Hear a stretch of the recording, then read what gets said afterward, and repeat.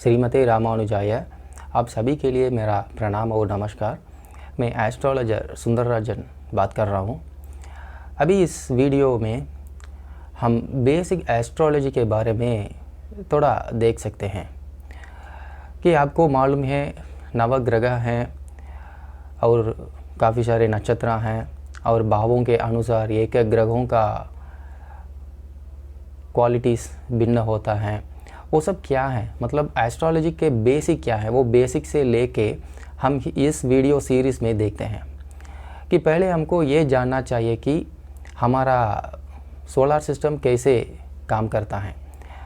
हम इस solar system astrology के अनुसार हम जियोसेंट्रिक सोलर सिस्टम को फॉलो करते हैं।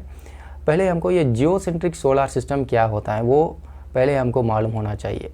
जियोसेंट्रिक मतलब हम भूमि को मध्य में रख के अनेक ग्रह मतलब सूर्य भगवान से लेके शुक्र भगवान, बुधन भगवान, गुरु भगवान, शनि भगवान से लेकर सब ग्रह भूमि को मध्यम में रख के अपने ऑर्बिट में घूमते हैं। ये इस सोलर सिस्टम को हम जियोसेंट्रिक सोलर सिस्टम कहते हैं। ठीक है, अभी इस सोलर सिस्टम में क्या क्या ग्रह हैं वो एक एक करके हम देखते आएंगे। पहले इस सोलर सिस्टम का राजा हैं सूर्य भगवान, क्योंकि हम इस हमारे जो सोलर सिस्टम है उसको मिल्की गैलेक्सी कहते हैं या मिल्की वे कहते हैं, और इस नवग्रह का राजा है हम सूर्य देव को मानते हैं। ठीक है, पहले सूर्य ग्रह या नक्षत्र हैं उसमें बहुत सारे कन्फ्यूजन हैं, क्योंकि ग्रहों को अभी हम एक प्लैनेट को ग्रह बताया तो उसके लिए सेल्फ लाइट नहीं है, मतलब नक्षत्रों से ग्रह का वाइब्रेशन मिलता है तो उसके अनुसार वो हमारे भूमि को ताकत करते हैं एक्चुअली। तो ये ग्रहों के लिए लाइट किससे आता है, वो सूर्य भगवान से आता है। सिर्फ सूर्य एक प्लैनेट है उसमें सेल्फ लाइट है, मतलब सूर्य एक नक्षत्र नहीं है लेकिन ये प्लैनेट है, लेकिन उसमें सेल्फ लाइट है। ठीक है, बाकी सारे प्लैनेट में सेल्फ लाइट नहीं है। ये सूर्य भगवान बाकी सारे प्लैनेट के लिए अपना लाइट देता है, मतलब भूमि के लिए भी अपना लाइट देता है।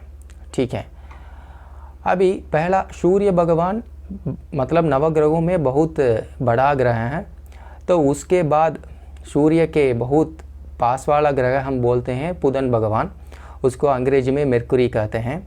तो फिर उसके बाद आता है शुक्र भगवान, शुक्र को अंग्रेजी में वीनस कहलाया जाता है। तो फिर उसके बाद आता है हमारा भूमि मतलब हमारा पृथ्वी। तो फिर उसके बाद आता है मार्स, मतलब हम इसको चौवाई बोलते हैं या मंगल बोलते हैं। तो फिर उसके बाद आता है गुरु भगवान, अंग्रेजी में इसको जुपिटर बोलते हैं। तो फिर उसके बाद आता है शनि भगवान, अंग्रेजी में सैटर्न बोलते हैं। तो इसके अनुसार ये नवग्रहों का ऑर्बिट है।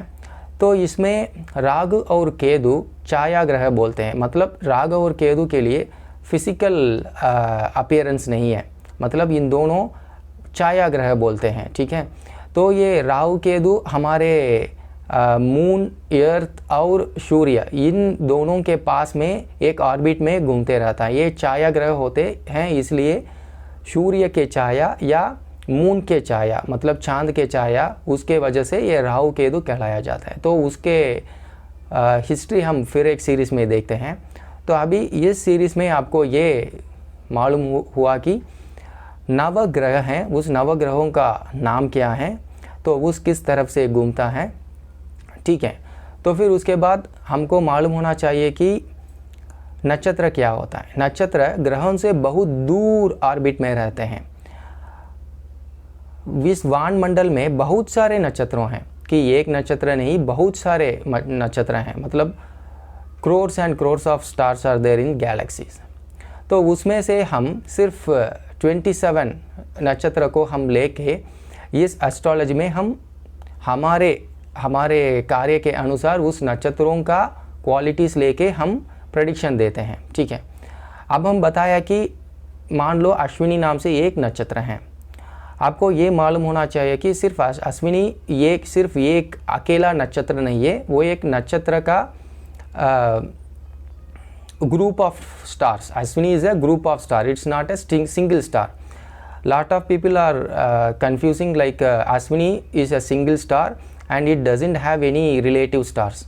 But actually each and every star is a group of star. We are just giving the name as I mean for the whole group of star we are just giving a name as Ashwini, Bharani, Kartikeya like that. Okay, ठीक है. अभी हम 9 planet का नाम जान लिया और अगले सीरीज़ में हम ये 27 नक्षत्रों का नाम हम जान लेंगे. धन्यवाद.